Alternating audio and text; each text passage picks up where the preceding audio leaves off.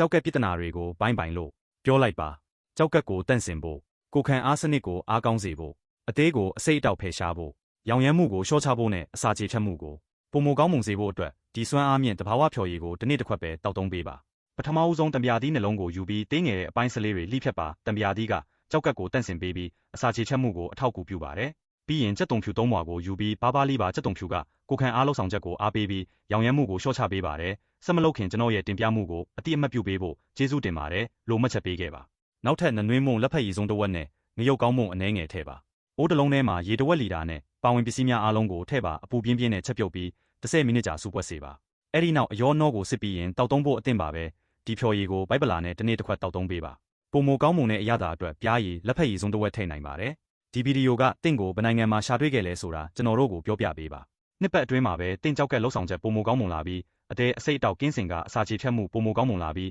အားအင်ပြေဝလာတာကိုခံစားရပါလိမ့်မယ်ဒီဆေးနှဲကိုကြိုက်နှစ်သက်တယ်ဆိုရင်ဟုတ်ကဲ့စမ်းကြည့်ပါမယ်လို့မှတ်ချက်ပေးပြီးတဘာဝဆေးပညာဆိုင်ရာအချက်လက်များထပ်မံရရှိဖို့ follow လုပ်လိုက်ပါအထူးပဲကျေးဇူးတင်ပါတယ်